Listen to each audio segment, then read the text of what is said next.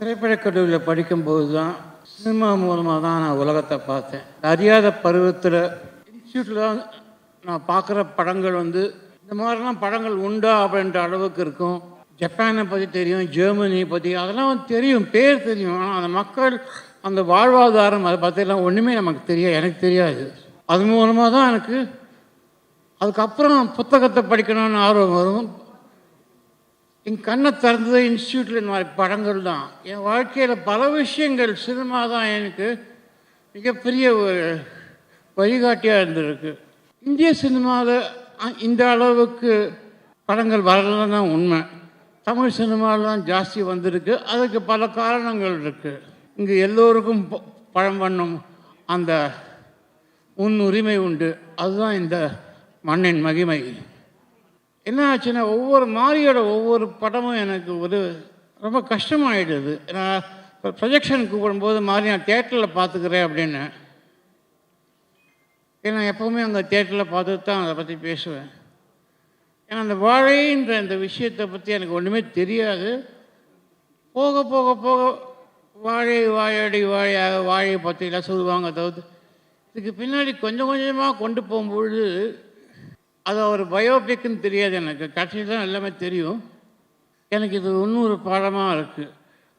ஏன்னா அவர்கிட்ட எப்போவுமே சொல்லுவேன், மாமன்னன் பார்த்த உடனே சொன்னேன், இதெல்லாம் இந்த சிட்டியில் வளர்ந்தவன் நான் அதை நிறைய பேருக்கு இதெல்லாம் ஒத்துக்க இது இருக்கும் தெரியாது. என்ன ஒத்துப்பேன் அதெல்லாம். காரணம் சில உண்மைகளை ஒத்துக்கொண்டு தான் ஆக வேண்டும்.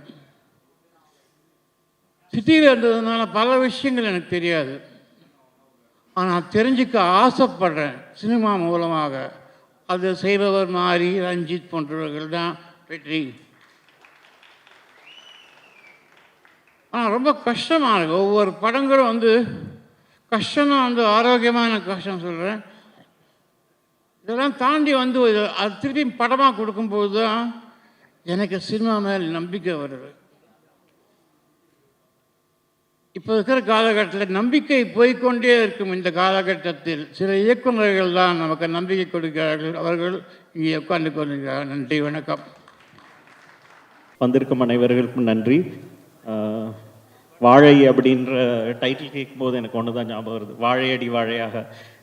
நான் விஸ்காம் படிக்கும்போது பாலுமகேந்திரா சார் எங்களுக்கு கிளாஸ் எடுப்பார்.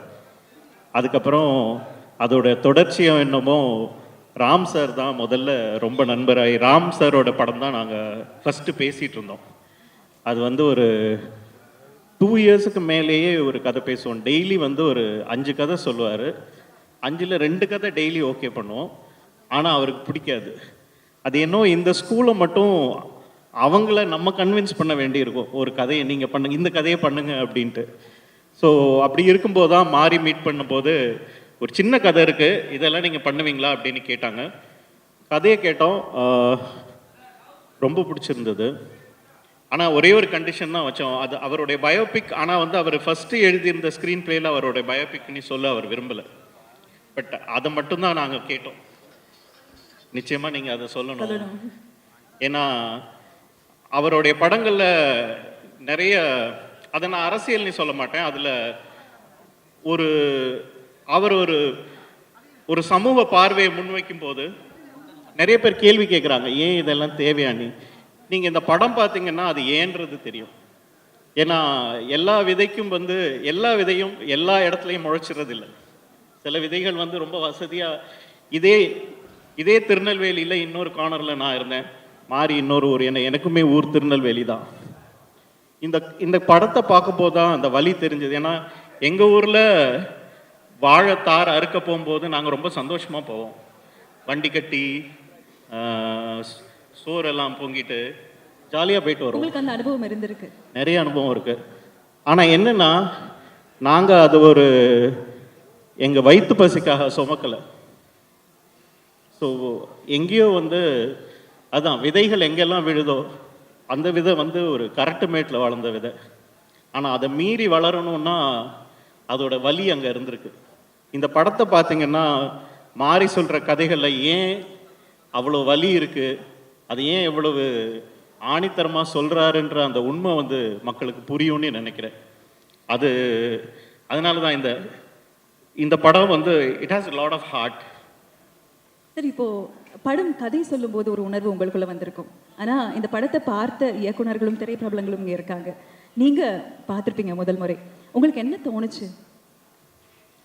நான் வந்து சின்ன சீனுக்கு அழுதுருவேன் படம் பார்க்கும்போது. படத்தை மியூசிக் இல்லாமல் தான் நான் பார்த்தேன். அதுவே என்னால் தாங்க முடியல. மியூசிக் போட்டதுக்கப்புறம் பார்க்குற தைரியம் எனக்கு இல்லை, நான் பார்க்கல. உண்மையிலேயே நான் சொல்லிடுறேன். அதுக்கு முன்னால் பார்த்ததோட சரி 4 தடவை கேட்டார் படம் பார்த்தீங்களா, நான் பார்க்குற தைரியம் எனக்கு இல்லை. இல்லை, இந்த படம் நீங்கள் ட்ரெய்லர் பார்த்தீங்கன்னா ட்ரெய்லரில் ஒரு வழி தெரியுது இல்லை, அது அந்த படத்தில் இருக்காது. இது வந்து ஒரு சின்ன 2 பசங்களோட சந்தோஷமான வாழ்க்கை தான் இந்த படம். It's a very happy wonderful journey. Okay, அது இப்போதான் நான் கேட்டேன், ஏன் இப்படி ஒரு ட்ரெய்லர் கட் பண்ணி வச்சிருக்கீங்க? படத்தோட உண்மை படம் வந்து ரொம்ப ஜாலியான படம். ஓகே, டுவர்ட்ஸ் தி எண்ட் அந்த அதுல ஒரு சின்ன ட்விஸ்ட் இருக்கு. எல்லாருக்கும் எல்லா விதமான எமோஷன்ஸ் இருக்கும். ஆனா உண்மையிலே அவர் வந்து அந்த ஸ்கிரிப்டை இதை விட ஜாலியா எழுதியிருந்தாரு. அப்புறம் எப்போ உங்க பேர் போடணும்னே அந்த ஸ்கிரிப்ட்ல இருந்து நிறைய விஷயங்களை தூக்கிட்டாரு. ஏன்னா அவர் பண்ண சேட்டை எல்லாம் அதுல இருந்தது. ஓகே, மத்தவங்களுக்கு அப்ப அது அவர் நீ சொல்லல, இப்ப அது அவர் இன்னொன்னே சேட்டை எல்லாத்தையும் எடுத்துட்டாரு. அவர் பண்ண சின்ன வயசு சேட்டை எல்லாம் அதுல இருந்து ரிமூவ் பண்ணி ஒன்று பண்ணியிருக்காரு. பட் தேங்க்யூ மாரி. So one சேட்டை you want to share, ஏதாவது ஒரு பியூட்டிஃபுல்லான விஷயம் கண்டிப்பா மாரி செல்வராஜ் சாரோட சீக்ரெட்ல நான் அதை சேர்த்துக்கிறேன். இல்ல வேண்டாம், அது அவ்வளோ சார் நான் உங்ககிட்ட எதிர்பார்க்கல சார். இல்ல, அது சின்ன வயசுல ஆத்தோரம் குளத்தோரம் எல்லாரும் பண்ற சேட்டைகள் தான், அதனால அது வேண்டாம். ஓகே சார், ஒரு ஸ்லைஸ் ஆஃப் லைஃப் நீங்கள் சொன்ன மாதிரி ரொம்ப ஹார்ட்ஃபுல்லாகவும் இருக்கும், அதே சமயத்தில் ஒரு எமோஷனும் இருக்கும் அப்படின்னு சொல்லியிருந்தீங்க. வாழை மிக அழகாக ஆகஸ்ட் 23ஆம் தேதி திரையரங்கில் நாங்கள் எல்லாரும் பார்க்கறதுக்காக காத்துட்ருக்கோம். Thank you so much sir. Thank you. நம்ம இயக்குனர் மாரி செல்வராஜ் அவர்களுடைய கர்ணன் திரைப்படத்தின் தயாரிப்பாளர் திரு கலைப்புலி எஸ் தானு அவர்களை அன்புடன் மேடைக்கு அழைக்கிறோம். இன்ப நாள் இது, இனிய நாள் இது. வாழை படத்தை வந்து சற்றொப்ப ஒரு வாரத்துக்கு முன்னே தான் இந்த படத்தை பார்த்தேன். கண்களில் கண்ணீர் மல்கி கசுந்துருகி என்ற வார்த்தை அடிக்கடிக்கு கேள்விப்பட்டிருக்கோம். வாழை படத்தை பார்த்த பிறகுதான் அது உண்மையா, நிஜமா, சத்தியமா, உண்மையா, உணர்வுபூர்வமாக இருந்தது. இதில் பங்கு கொண்ட ஒவ்வொரு கதாபாத்திரமும் வந்து வாழ்ந்திருக்கிறார்கள். எனக்கு நான் பள்ளி பிராயத்தில் 1957, 58, 59, 60 அப்படி போயிட்டே இருக்கிறேன். எனக்கு தெரிஞ்சு எனக்கு வந்து என் கண் முன்னாடி வந்து இங்கே இருக்கக்கூடிய படத்தில் இருக்கக்கூடிய மாணவனும் ஆசிரியையும் கலந்துரையாடிய அந்த காட்சிகள்லாம் எனக்கு எட்வினா ஞானவேலு டீச்சர் அடையாளம் காமிச்சது, பிலோமினா டீச்சரை காமிச்சது, அற்புதமேரி டீச்சரை காமிச்சது, கங்காபாய் டீச்சரை காமிச்சது. இவங்களோடு நான் பயணித்த காலத்தெல்லாம் அசை போட்டு பார்க்கும்போது இந்த படம் பிகினிங் ஃபஸ்ட்டாக பார்த்தீங்கன்னா கலகலன்னு என்டர்டெயின்மெண்ட்டாக போகும், சிரித்து சந்தோஷப்படணும். அப்படி பண்ணக்கூடிய ஒரு காலகட்டத்தில் திடீர்னு டைரக்டர் அவருடைய திறனுக்கு எடுத்தும் போய் நம்மளை வந்து அப்படியே கட்டி போட்டுட்டார். கிளைமாக்ஸ் அவர் 10 நாள் பார்த்தீங்களா, அது உண்மையாக ஒன்று. இயக்குனர் மிஸ்கின் கூட என்கிட்ட சொன்னார், தவிர்க்க முடியாத சக்தி இந்த திரையுலகத்தில் மாரி செல்வராஜ் வந்துட்டான் சார், நீங்கள் எழுதி வச்சுங்க, மிக மிக உயரிய இடம் அந்த தம்பிக்கு இருக்குது அப்படின்னு சொன்னார். அதை நான் வந்து படம் பார்க்கும்போது உண்மையிலே அந்த வார்த்தை மெய்ப்பத்துது. உடனே மிஸ்கினுக்கு ஃபோன் பண்ணி நீ என்ன சொன்னி அதுதான் அந்த படத்தில் இருக்குது, அதே மாரி செல்வராஜ்கிட்டையும் சொல்லி புலங்காங்கி தான் அடைஞ்சேன். கிளைமாக்ஸ்னால் அதாவது கனத்த இதயத்தோடு வருவாங்க தெரியுமா, அந்த நிலை தான் எனக்கு. படம் பார்த்துட்டு வந்து எனக்கு ஒரு 10 நிமிஷம் என்னால் வந்து பேச முடியல. மாரி செல்வராஜை கட்டி அணைச்சேன். என் கண்கள் பனித்தது. அந்த பனித்த கண்களுக்கு விடை இது மாபெரும் வெற்றி அடையும், பல விருதுகளை அள்ளி குவிக்கும். இந்த படத்துக்கு வந்து உழைப்பு சத்தியமாக தெரிகிறது, அது படம் பார்க்கும்போது தெரியுது. வாழை இலை பார்க்கும்போது இனி இந்த படத்தை பார்த்த பிறகு தான் வாழை இலைக்கு ஒரு சாப்பிட உட்காரும்போது அதுக்கு ஒரு மனசில் வந்து ஒரு பூஜை பண்ணக்கூடிய நிலைமைக்கு இருக்குது. பூஜைக்கு நம்ம வைப்போம், ஆனால் மனசால் பூஜிக்கக்கூடிய சூழ்நிலை அந்த வாழைக்கு வருது. பழத்தை வந்து சாப்பிட்டுட்டு உதாசீனமாக அப்படி போடுவோம் இல்லையா, அந்த பழத்தை போடும் பொறுத்து கூட மனசு எனக்கு வாழையை பார்த்த பிறகு அந்த சுமைதாங்கியாக அந்த சுமந்தாங்களை நான் எல்லாருக்கும் இன்னைக்கு காலையில் கூட கலையரசன் டே நீ வாழ்ந்துருக்கிறடா அப்படின்னு சொன்னேன். ரொம்ப நல்லா இருக்குது, ரொம்ப ஆத்மார்த்தமாக இருக்குது, உண்மையாக இருக்குது. இதில் இது வந்து நான் ரிலீஸ் பண்ண வேண்டிய படம், ஆனால் அதில் ஒரு பெரிய பங்கு தம்பி திலீப் சுப்ராயன் அதை பங்கெடுத்திருக்கிறாரு. உண்மையிலே அவருக்கு வந்து தரமான தகுதியான நிர்ணயமான ஒரு படத்தை நீ வந்து வெளியிடுற, உன் வாழ்க்கையில் ஒரு பெரிய ஒரு அடித்தளத்தை அமைச்சு கொடுக்கும் இந்த படம். மாரி செல்வராஜ் தான் நான் வந்து சொல்லுவேன், நீ எதுக்கு உன் பேரை கீழே போடுற, பாலச்சந்தர் பாரதி ராஜ மாதிரி மேலே போடியா அப்படின்னு சொன்னேன். அந்த சூழ்நிலை வரணும், அவனுக்கு அந்த தைரியமும் வரும். இந்த படம் மிக உயரிய படைப்பாக, கலைப்படைப்பாக, அத்துணை பேரும் இசையாக இருக்கட்டும், பாடல் வரிகளாக இருக்கட்டும், ஆர்ட் டைரக்டருடைய வண்ணமாக இருக்கட்டும், கேமராமேன் தேனீஸ்வருடைய, அதாவது ஒளிப்பதிவு மன்னன்னு சொல்லலாம், இந்த கேமரா வழியை வந்து நம்மளெல்லாம் அப்படியே இழுத்து கட்டி போட்டிருக்கிறாரு. இப்படி ஒவ்வொரு காட்சியும் வந்து மிளிர வைக்கிறது, பொளிர வைக்கிறது, அகிலமெல்லாம் ஒளிர வைக்கக்கூடிய ஒரு சூழலை 23 ஆகஸ்ட் உருவாக்கும். வாழ்த்துக்கள், நன்றி, வணக்கம். இந்த படத்தை ஒரு 3 நாளைக்கு முன்னாடி பார்த்தேன். லிங்குசாமி அதுக்கப்புறம் நடந்த ஸ்க்ரீனிங்கில் பார்த்தாரு. நாங்கள் 2 பேரும் அந்த படத்தை பற்றி பேசிகிட்டு இருக்கிறப்ப, மாரி வந்து என்றைக்குமே தோக்க மாட்டார் அப்படிங்கிற ஒரு வார்த்தை தான் திருப்பி திருப்பி சொல்லிட்டு இருந்தேன். ஏன்னா மாரிக்கிட்ட லைஃப் இருக்குது. அந்த வாழ்க்கையை எல்லா அவருடைய 3 படங்களும் சரி, அவரோட வாழ்க்கை இருந்துகிட்டே இருந்து, இது வந்து பயோகிராஃபிங்கிறதுனால அவ்வளோ அப்படியே இருக்குது, லைஃப் அப்படியே இருக்குது.